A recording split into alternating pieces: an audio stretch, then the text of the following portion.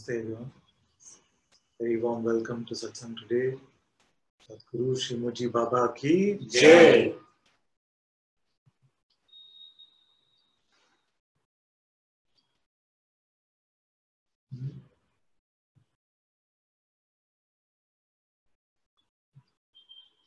In most countries in the world, you have these scratch cards. You have these scratch cards. You have the silver foil, and it has some holographic sort of image, and then you take a coin and scratch it off. And under that, you find some, like a lottery, you find something special. So Satsang is like that. You scratch through the hologram of this world. And what do you find under that? Anything. You find this unchanging being. You find God, consciousness. Of course, if you're expecting $1 million, then it can seem a bit disappointing.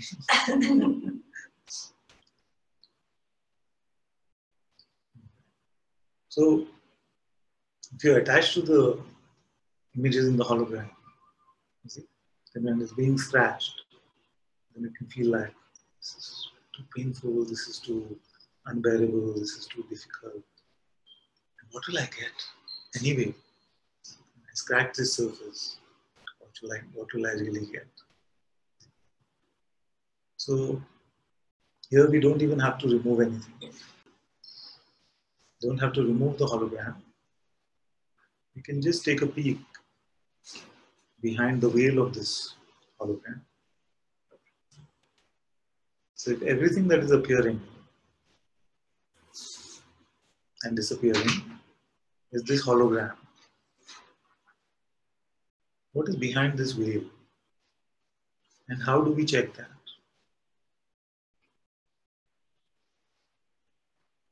There are many ways, but a couple of simple ways which are coming up now. Find out in whose light do all these images exist.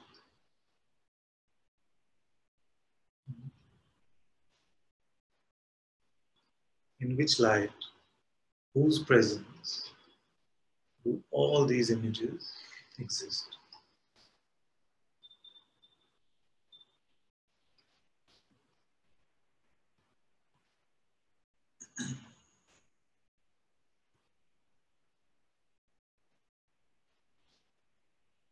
Another simple way is just to check what perceives all of these holographic images. And the reason we are calling them holographic is because they are changing.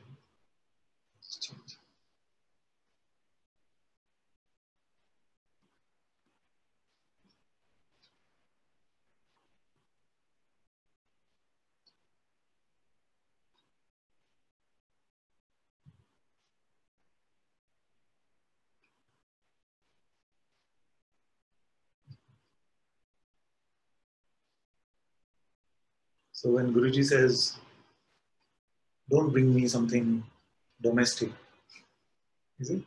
What does it actually mean? It means okay, we can keep the surface level things aside for some time. And can we go deeper one level and check on the light of this existence, the screen of this existence, or the perceiver of this existence?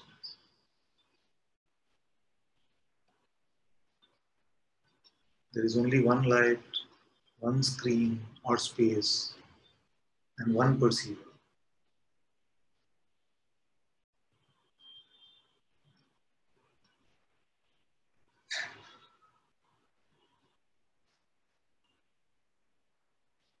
Who is this one?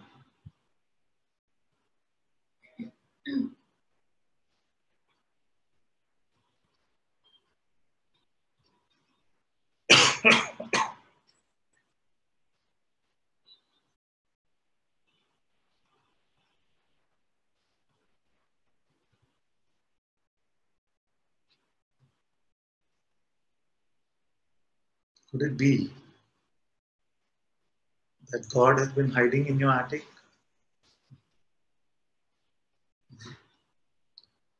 And we have been looking for him everywhere.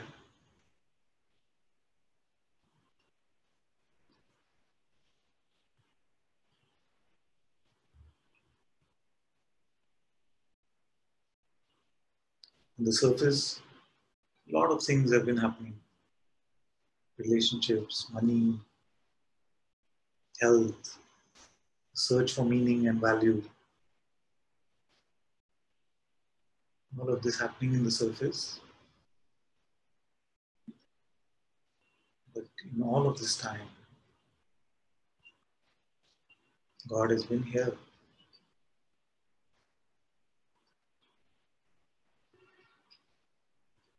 Your being, consciousness, has been here.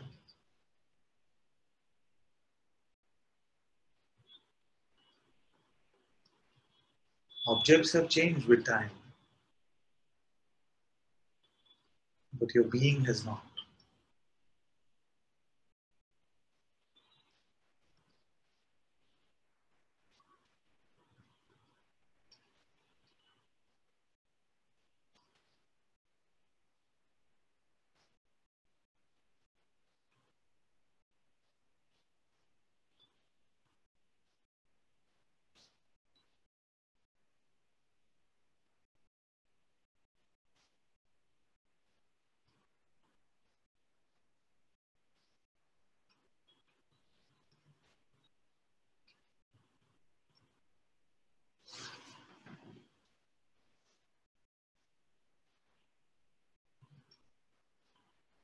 So when you scratch the surface, not only do you find this unlimited being, but you find that it is your own presence.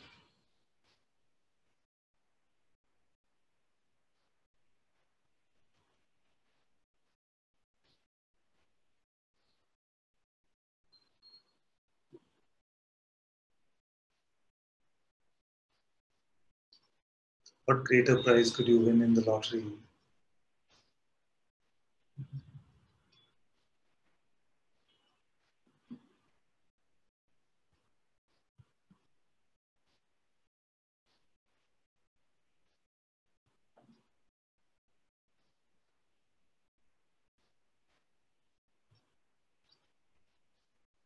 I want to change one paradigm around.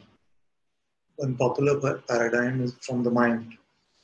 It says, oh, this is too simple, therefore it cannot be it.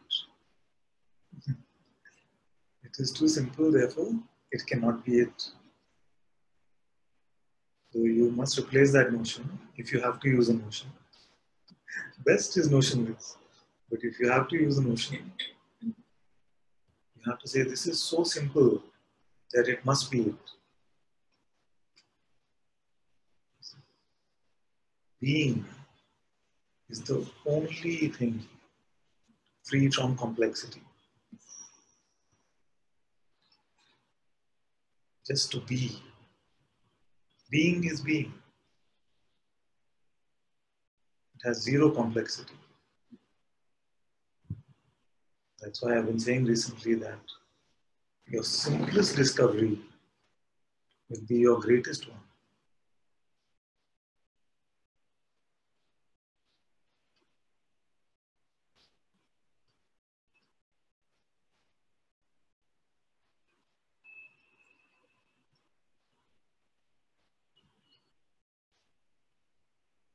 What did Ashtavakra say? He said, the mind is complex. Let it go.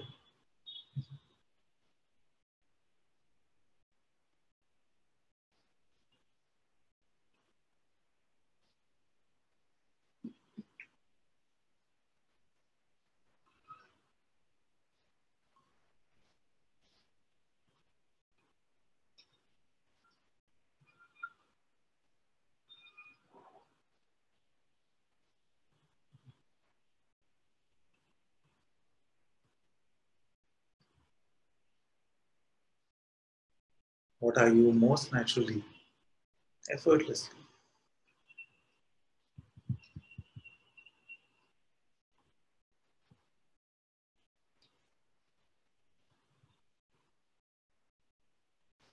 Nothing on the surface has to change also.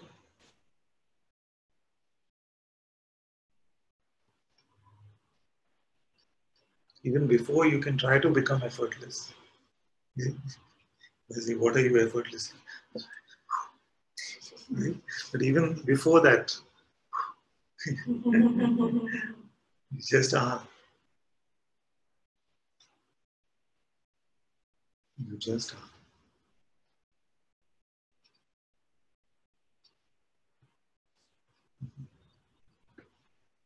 That is why the attempt to find God is such a paradox. Because you could not get rid of God if you tried.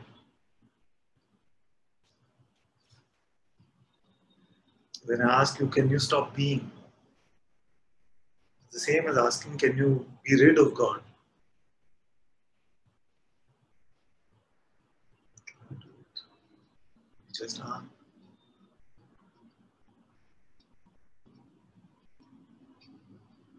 So how is this master trick played? What is the trick of the mind? There's only one trick it has to convince you that this being, this existent being, is something individual or personal. It is not God. It is not consciousness. It is not unlimited. That is all that it is doing. Everything else is actually showing you your truth. It is only our interpretation coming from this mind which creates this notion of separation.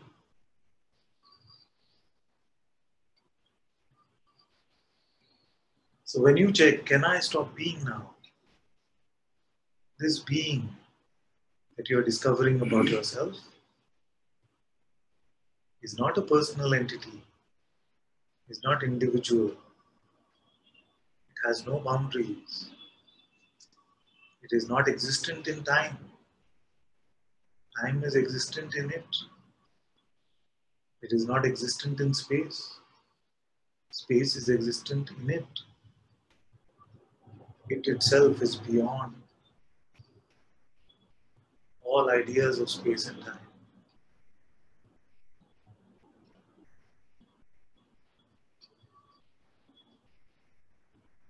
There is an aspect of you which has not aged, isn't it?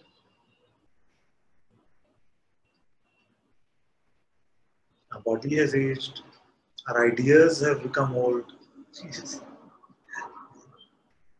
Some sensations and emotions we have experienced for a long time, they seem old. But there is something about you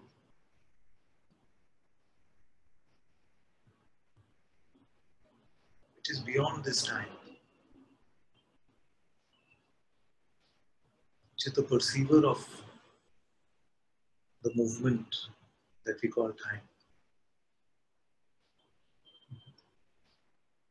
Or to put it more accurately, the movement of objects through which we infer time.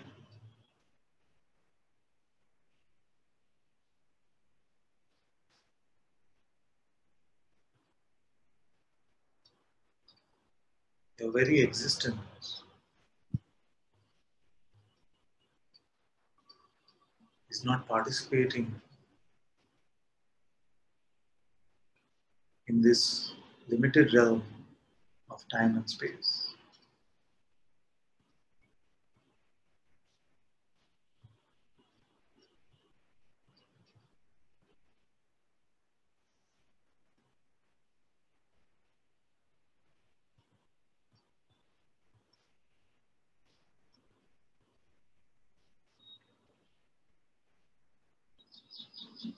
So if the question, can I stop being, is the coin that we are using to scratch the surface,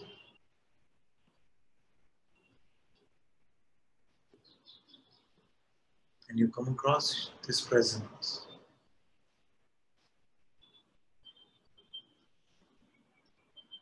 without going to your interpretation, your mental interpretation of this presence.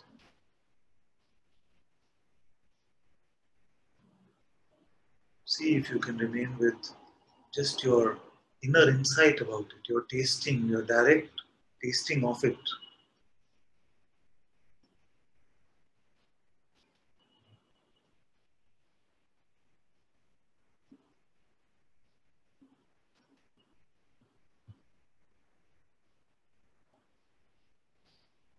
Stay in the tasting of your being. Because if you give it to your mind,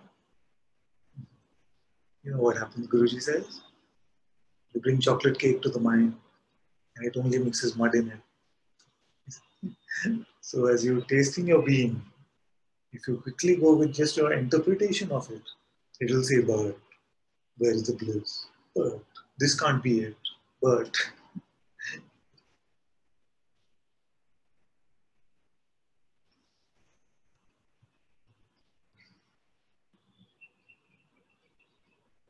how long will we engage with this cellar of doubt?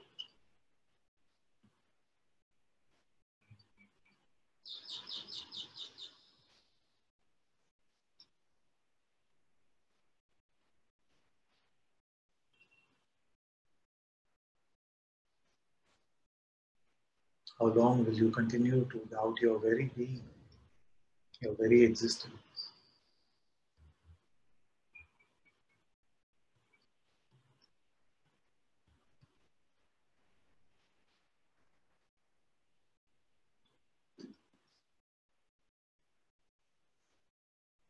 There will come a time where no notion will do to describe yourself.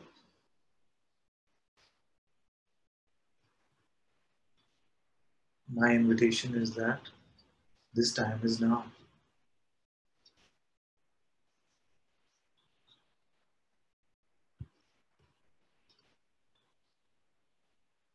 This is what I mean when I say everything that we can say after I am is a story, is a lie.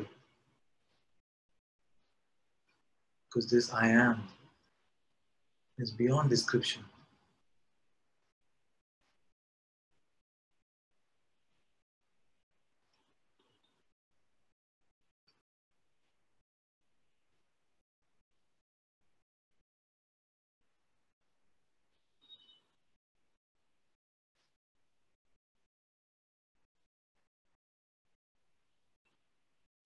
And as we leave this presence, unharassed, unmolested by notions, then all of you also might say,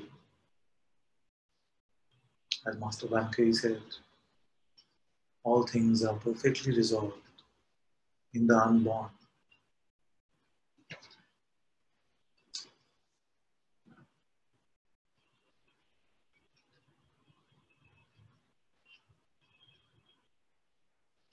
One time it happened that one of the Sangha members was here. The Satsang broadcast had finished. This was about 3 years ago. So she was sitting there and she said, no, you take me through this because I'm just not getting what you're saying. I said, "Oh, something like that." So then we went through the inquiry together. And you could see that in the inquiry something was becoming really clear. You see?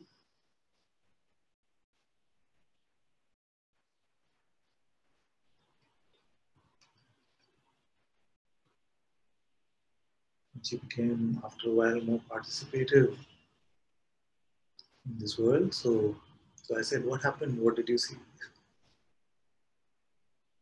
She said, I saw that there is no battle to fight.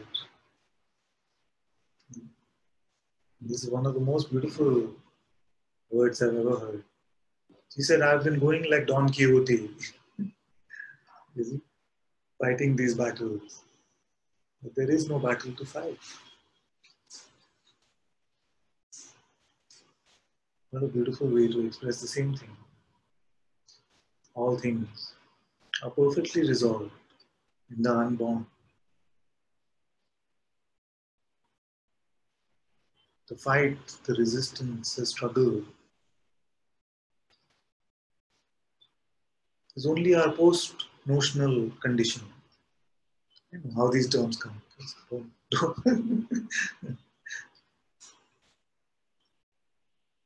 What is the pre-notional condition?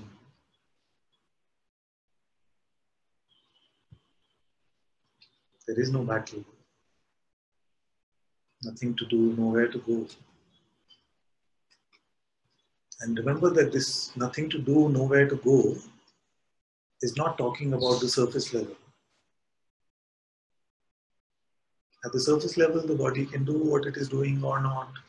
It can go where it is going or not. But you are discovering the unchanging.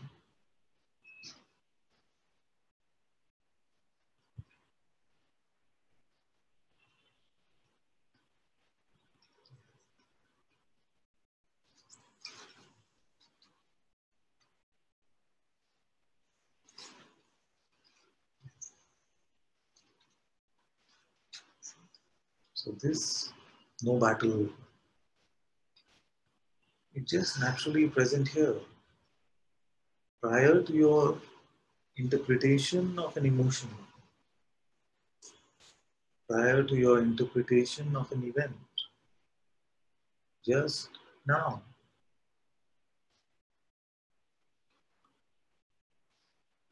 Just now.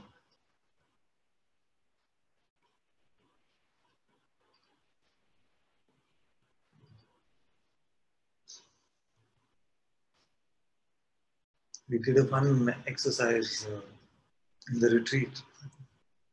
Is that some of us have deep notions of unworthiness or deep ideas that something has to happen before I can be free. So in a joke I said, yes, it is true. Actually, you have to have meditated for 1,000 years. Over all your lifetimes, you should have meditated for 1,000 years. And I have been keeping track of all of you. I have been keeping track of all of you. And it so happened that I have invited only those who have finished exactly 999 years, 364 days, 23 hours, 59 minutes, and 59 seconds. And you are free now.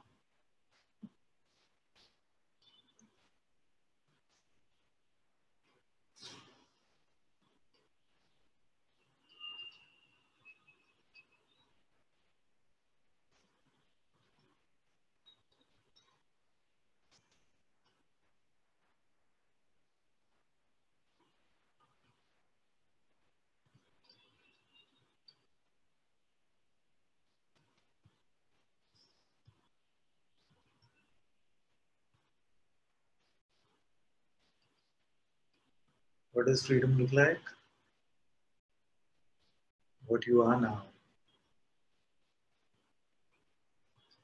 What does enlightenment look like?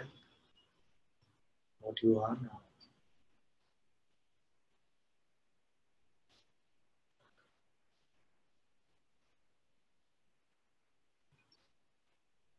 Not what you think you are, not what you feel you are, what you are.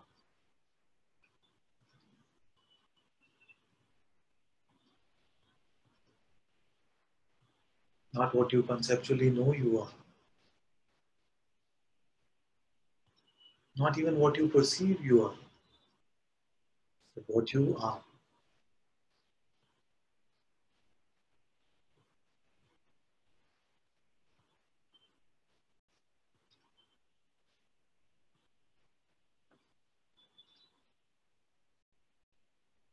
Behind the veil of these moving images,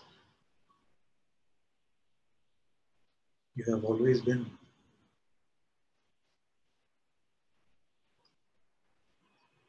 The very light of all there is.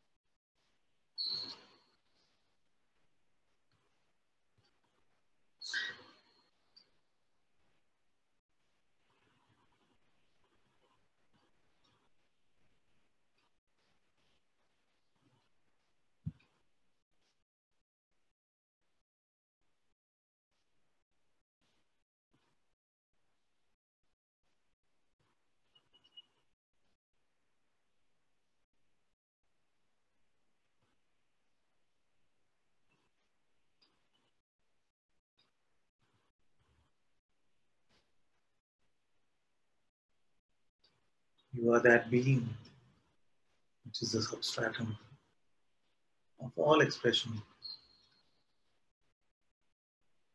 That water which goes in all rivers and oceans.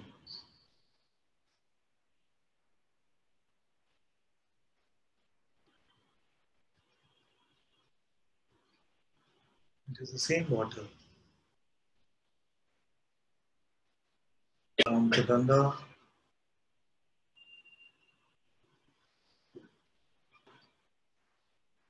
and it is the same water which is this coconut water I mixed with.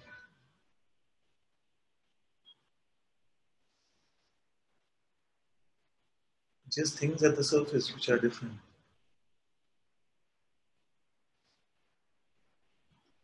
But at their core, in their reality, they are the same.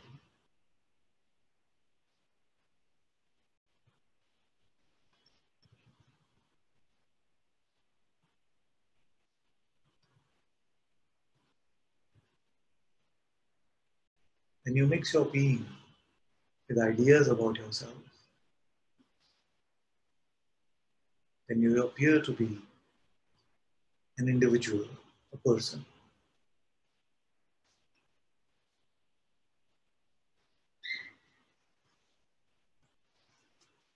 But as you are free from notions now, empty of concepts, naturally here and now,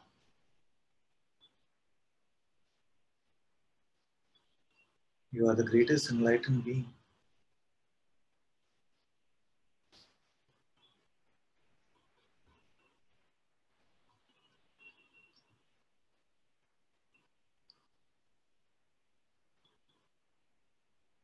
Not you personally,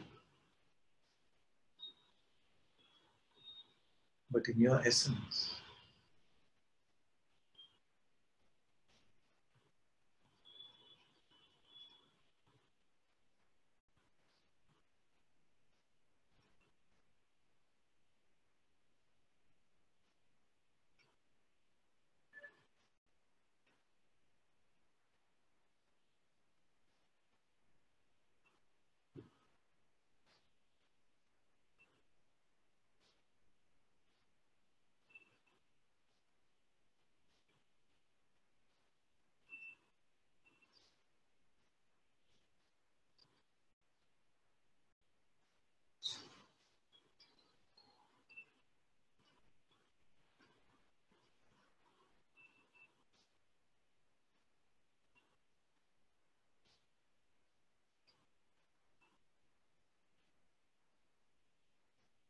Your highest truth about yourself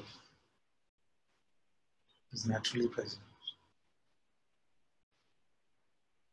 Whether you call that self, whether you call it Guruji, whether you call it God, whether you call it Atma, whether you call it consciousness, you are it.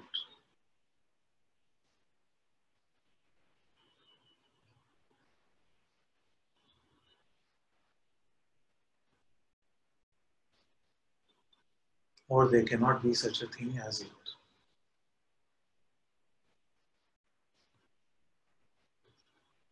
This halfway doubt is impossible. You cannot say that the highest is there, but I am not it. Is it? Can I say? The highest is there, but I am not it. Why can't you say that? Because if it is the highest, then it cannot be this, which is just high enough that it excludes you. There must be something higher than that, which includes you. You follow?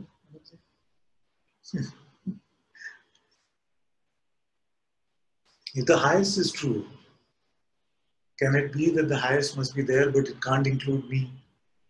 Because then there would be a higher than that, which will include you also. So either there is no highest, or it is already here. And so I said halfway doubt is not possible.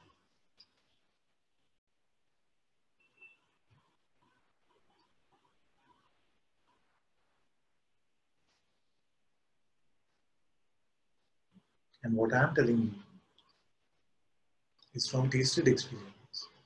It is not from intellectual reasoning, but also showing you that even with reasoning, it is not possible to doubt.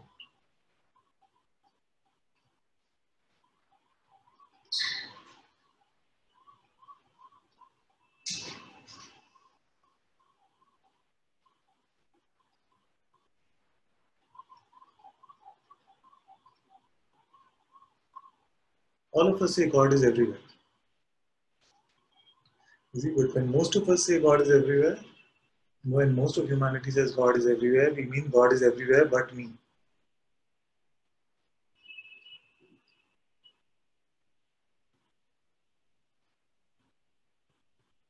And if everybody believed this, then God is actually nowhere. If God is everywhere but me for everyone, then God is nowhere.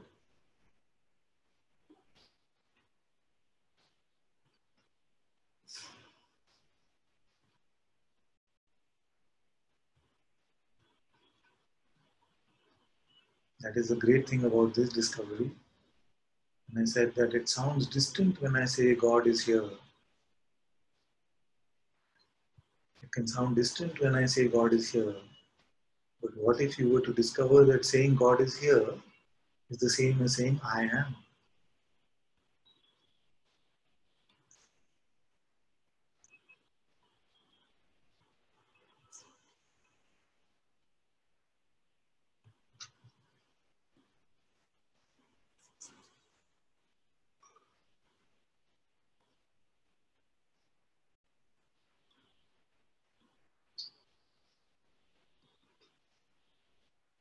They were completely the same.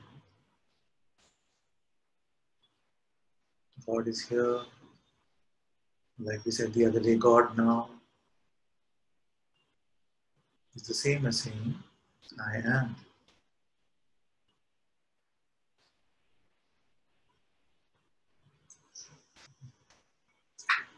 It was a sweet satsang that day when we said that we are basically operating in one of two modes. Either God now or me out. Because where there's a me, there's a out.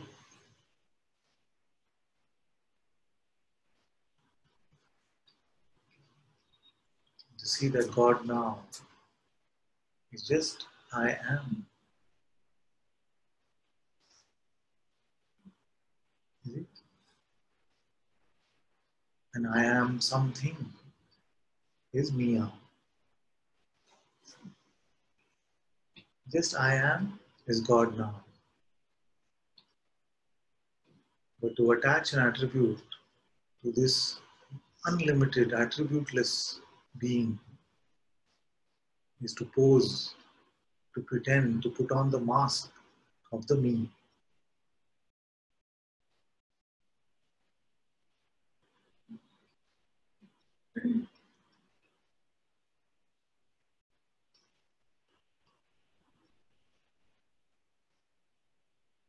That is why my advice is to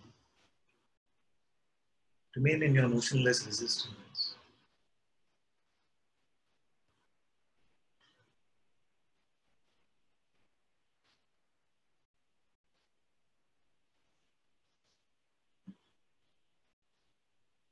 It's a worthwhile experiment. No? If somebody said, if you do this and do this and do this, then all things will be resolved. You see? You have to take 3 steps. And to take these 3 steps, all things will be resolved. You see? First you go to Kilash, then you go to Tiruvannamalai, then you go to Rishikesh, and 3 steps. And then your life is completely resolved. And there, actually, 2 steps are needed. You can just go to Tiruvannamalai and Rishikesh. You'll be perfectly resolved. Even easier, okay. Just 1 step. Just go to Tiruvannamalai. That has made it really simple. Thank you, thank you, thank you. You say, no step is needed. All things are perfectly resolved in the unborn. No, this I don't like. At least tell me where to go. That one place.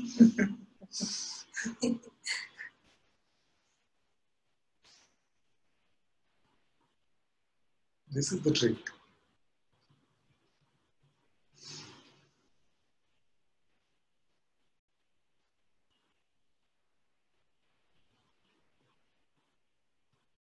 It's really like this.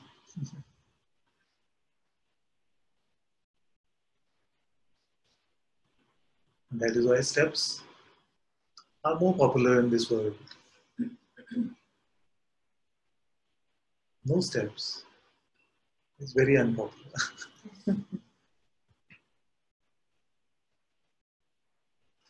What is that story of the Zen master who has a discussion? He's sitting on the steps. Okay, this is paraphrasing. Okay.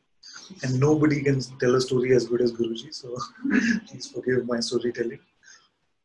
So this Zen master is sitting on the steps. Another man comes to him and says, "Hey, you're just sitting around. Why don't you go work in your field?" Yeah. So then what will happen? Then you can use that money and build a house for yourself. And then what will happen? So you have a house for yourself, you can have some more money and get married. Then you'll be happy. Then what will happen? Then you can have kids and they will, come into your life. And you can have more and they can also work with you on the fields and you can have more money. And then what will happen? But then you can just sit in peace, nothing to do. So the Zen master says, that's what I'm doing.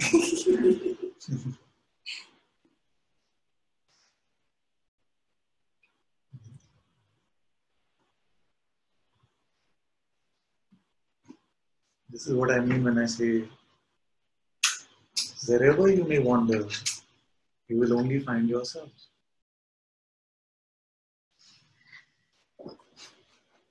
It is inescapable. You could be doing the highest Kriya Yoga, Pranayama, all your chakras could be awakened. You could travel to any aspect of time and space that you would like. All of the 7 billion beings in humanity would recognize your greatness and would be subservient to you. But even in all of this, you will only find yourself to be what you are now. Not 1 inch greater can you become. You are already all there is.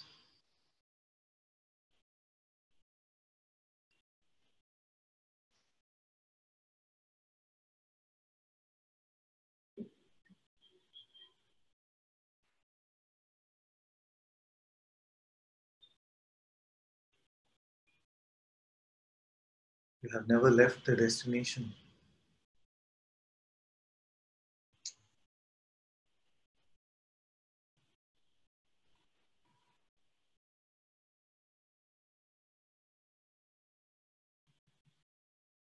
Motionlessly, you can't even play this game of seeker and finder, of bondage and freedom. You just are. God is. God now.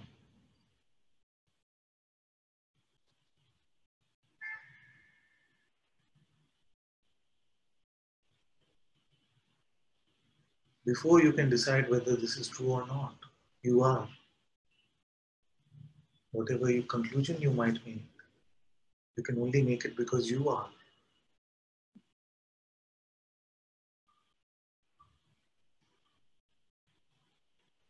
I am is the source, it is the substratum of all appearances.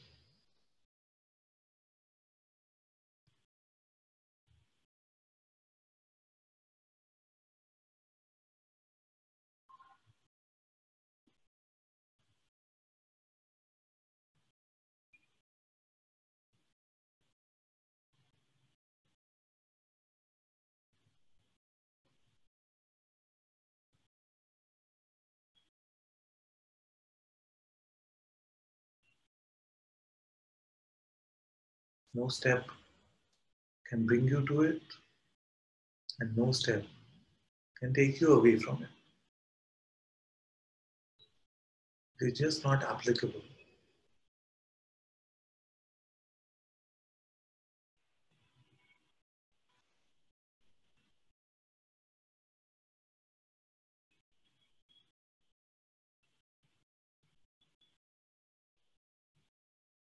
You see? It is not applicable.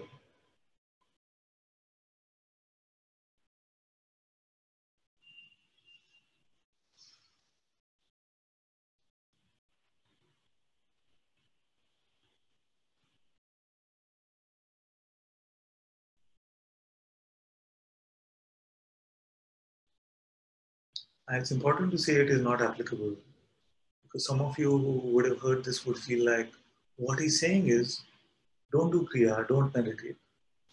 I didn't say that. I just said whatever you might be doing, you are. Whatever you might not be doing, you are. It is the basis for all doing or not doing. It is the light of all appearances. It is you.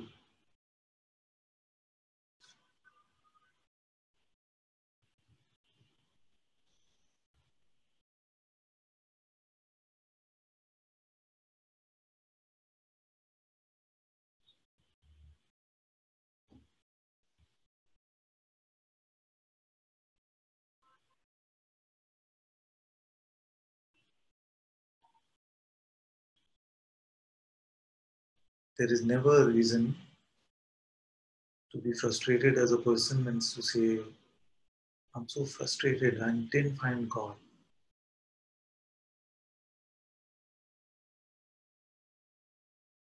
Because this is an impossibility. It's more likely that you could be a frustrated God, saying, I couldn't shake off my godliness. I tried with a million ideas and notions, but it was so clear that I just am. Is it?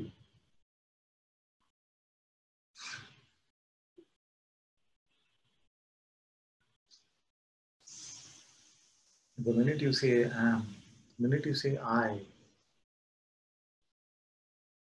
you're pointing to your godliness.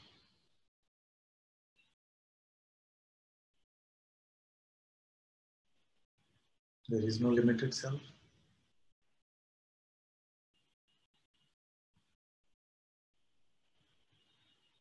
Nobody has found this limited self.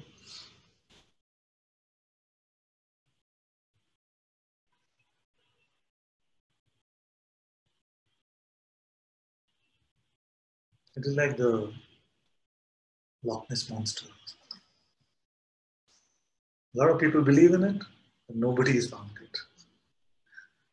They might see some footsteps, some circumstantial evidence, as I call it, of the person. It has never showed up in this way.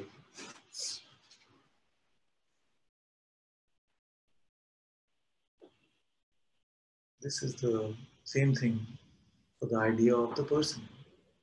It is just a belief that there exists an entity called me, which had a birth, which is going to die.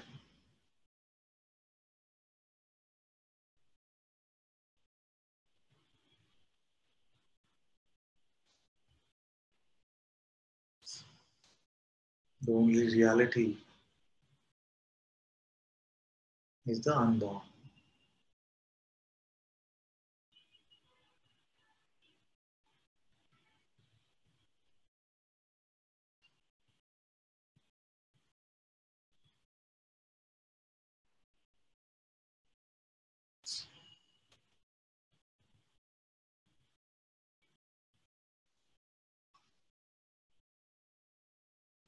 So open the door to your attic. Lift the veil that is phenomena.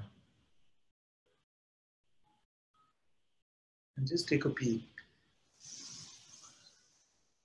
into what you really are.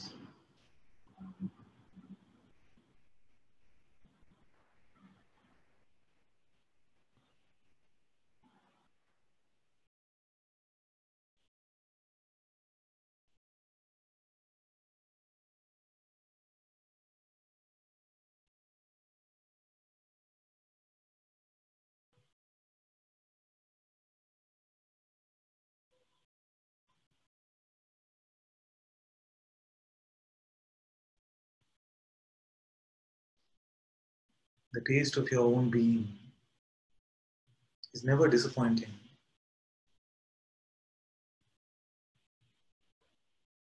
Well, it can seem disappointing sometimes if you feel like it has to taste a certain way. If you go to the Ganga and when I was younger, then we would go to the Ganga and go to the banks of the Ganga and drink the water from it. In fact, it was very much a popular thing to do. But if you drink a sip from the Ganga and expect it to taste like Gatorade or something, then you will be disappointed.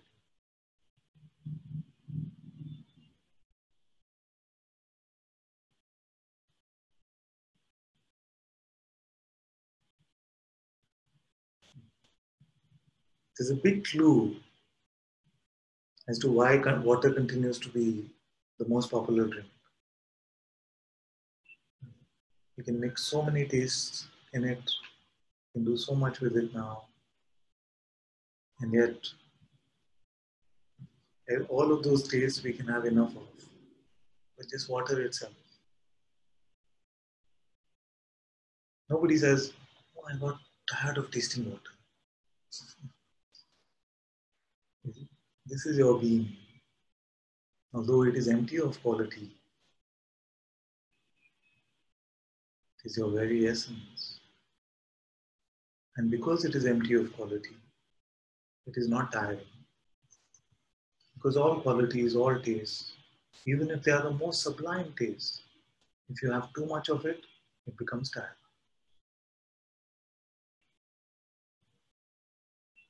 The throat, yeah, my throat was bad for a long time.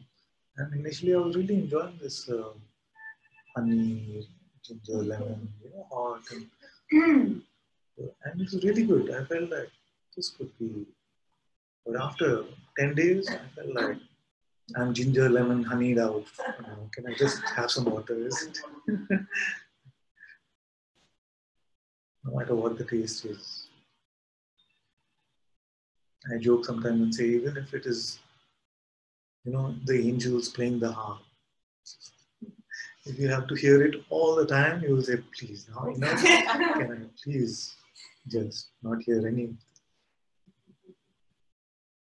of this quality-less existence is our very nature. We have played with qualities. We have played the game of desire and aversion. And now we are becoming done with this game. We allow all appearances to come and go.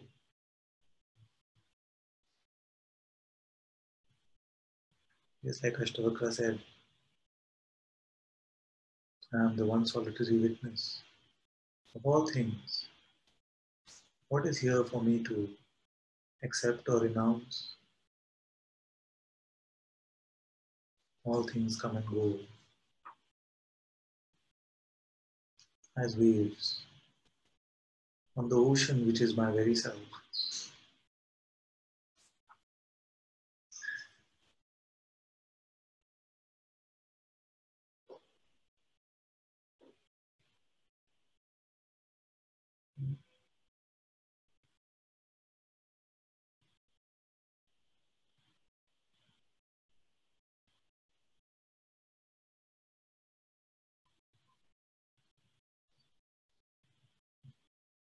Many times as we are taking the break on Friday evening, I say to everyone, may all of you have a concept-free weekend. Today being a Monday, I want to actually say to all of us, may we all have a concept-free week.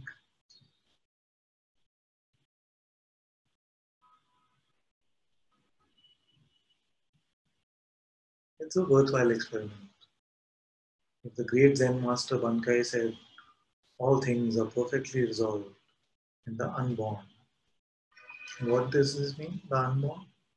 This says we don't pick up the pretense of the limited self. We don't buy the story from the mind. We don't activate these notions about ourselves. What is naturally present is this being, this consciousness, what Zen masters would call the unborn mind.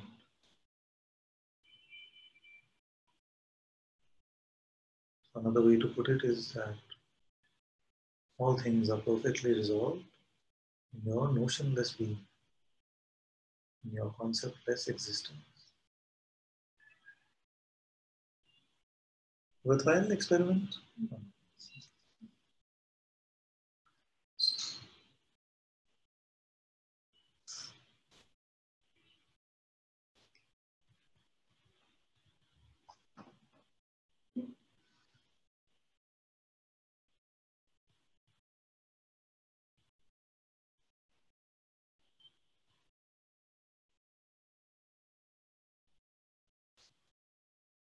Thank you all so much for being in Satsang today. Sadhguru Shri Moji Baba ki Jai. Sadhguru Shri Ananta Ji ki Jai.